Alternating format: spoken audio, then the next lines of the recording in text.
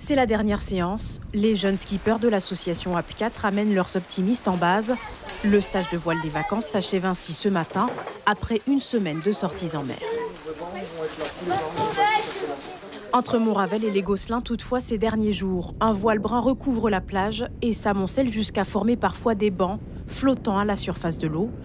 Pas de quoi inquiéter toutefois l'école de voile et ses adhérents, relativement incommodés par leur présence. Au début, on a été un peu surpris en fait de l'arrivée des sargasses. Et puis finalement, c'est comme c'est un phénomène naturel, on ne peut pas non plus faire grand-chose par rapport à ça. Donc on s'est adapté en fait dans le travail. Comme vous voyez, nous en fait on met les bateaux à l'eau, donc on est obligé de passer par-dessus régulièrement. On est obligé de faire avec les sargasses. Pour l'instant, on n'a pas changé notre pratique par rapport à ça. C'est-à-dire que les enfants jouent sur le bord de plage. Nous, on travaille normalement. En fait, on travaille tous les jours. Et donc on espère qu'il n'y a pas de conséquences, on espère qu'on en sera informé dans tout. Les algues brunes signent donc leur grand retour sur le littoral guyanais, un phénomène récurrent depuis près d'une dizaine d'années.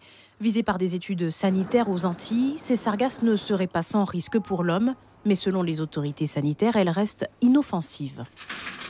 Ce que tout le monde sait, c'est que la concentration et le pourrissement, ça dégage de l'hydrogène, et que bien entendu, une grosse absorption d'hydrogène, ça pourrait être dangereux, mais ça supposerait de rester longtemps à proximité des algues, que ces algues commencent à pourrir et qu'on soit dans un système confiné, c'est-à-dire sans vent. Donc ces conditions-là ne sont pas réunies.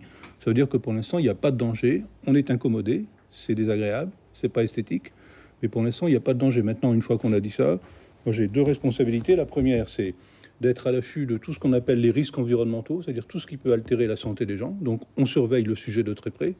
Et la deuxième, c'est d'être à l'affût de toutes les alertes sanitaires.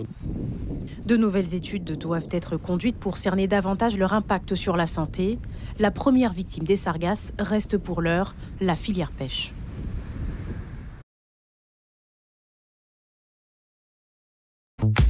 Suivez l'info sur Guyane la Première.